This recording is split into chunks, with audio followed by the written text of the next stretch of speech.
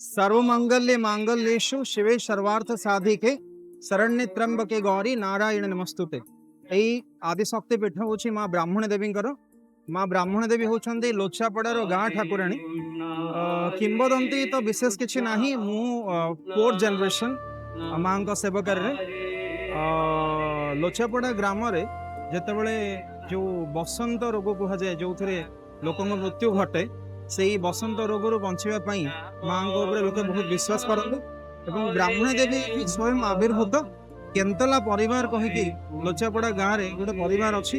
ସେଇ ପରିବାରର ମା ହଉଛନ୍ତି ଝିଅ, କିନ୍ତୁ ଯେହେତୁ ଲୋଚାପଡ଼ା ଗ୍ରାମରେ ଗ୍ରାମ ଦେବତୀ ନଥାନ୍ତି, ତ ସେଇ ପରିବାର ଲୋକ ମାଙ୍କୁ ଗାଁର ଗ୍ରାମ ଦେବତୀ ମା କହିକି ଗୋଟେ ମନ୍ଦିରରେ ମାଙ୍କୁ ବିରାଜମାନ କରିବା ପାଇଁ ଅନୁମତି ମାଗିଲେ ଏବଂ ମା ମଧ୍ୟ ତଦନୁଯାୟୀ ଏଇ ପୀଠରେ ବହୁତ ପ୍ରାଚୀନ ଯୁଗର ପୂଜା ପାଇଁ ଆସୁଛନ୍ତି। ମାଙ୍କର ପୀଠ ସମ୍ପୂର୍ଣ୍ଣ ନିରାମିଷ ପୀଠ। ଏଥିରେ କୌଣସି ପ୍ରକାର ବଳି ଦିଆଯାଏ ନାହିଁ ଏବଂ ମାଙ୍କ ପାଖରେ ପିଆଜ ରସୁଣ ମଧ୍ୟ ଭୋଗ ହୁଏ ନାହିଁ। ମାଙ୍କ ପାଖରେ ସାତ୍ବିକ ପୂଜା ହୁଏ। ଯେହେତୁ ମା ବ୍ରାହ୍ମଣୀ ଦେବୀ, ମାଙ୍କୁ ଗାୟତ୍ରୀ ନାମରେ ମଧ୍ୟ ପୂଜା କରାଯାଏ। ଆଶ୍ୱିନ ମାସରେ ମାଙ୍କ ପାଖରେ ନବରାତ୍ର ପୂଜା ହୁଏ ଏବଂ ଯେହେତୁ ମା ମନ୍ଦିରରେ ଝିଅ ଏବଂ ମା ଉଭୟ ସ୍ୱରୂପରେ ପୂଜା ପାଆନ୍ତି, ସେଥିପାଇଁ ମାଙ୍କର ଯାତ୍ରା ନାହିଁ।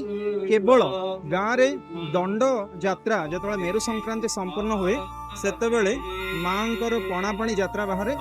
ଚୈତ୍ର ହଉ କିମ୍ବା ବୈଶାଖ ହଉ କିମ୍ବା ଜ୍ୟେଷ୍ଠ ହଉ, ମେରୁ ସଂକ୍ରାନ୍ତି ପରେ 4ଟି ମଙ୍ଗଳବାରକୁ ଲେଖାକୁ ନିଆଯାଏ। ପ୍ରଥମ ମଙ୍ଗଳବାର, ଦ୍ୱିତୀୟ ମଙ୍ଗଳବାର, ତୃତୀୟ ମଙ୍ଗଳବାର ଏବଂ ଚତୁର୍ଥ ମଙ୍ଗଳବାରରେ ମାଙ୍କ ପୀଠରେ ନାମ ସଂକୀର୍ତ୍ତନ କରାଯାଏ ଏବଂ ଅନ୍ନ ଭୋଜନର ବିଭିନ୍ନ ପ୍ରକାର ଆୟୋଜନ ମଧ୍ୟ କରାଯାଇଥାଏ ଏବଂ ଗାଁରେ ଗ୍ରାମବାସୀ ମାନେ ଭିନ୍ନ ଭିନ୍ନ ସାହିରେ ଭିନ୍ନ ଭିନ୍ନ ପ୍ରକାର ନାଟ୍ୟ ପରିବେଷଣ କରିଥାନ୍ତି।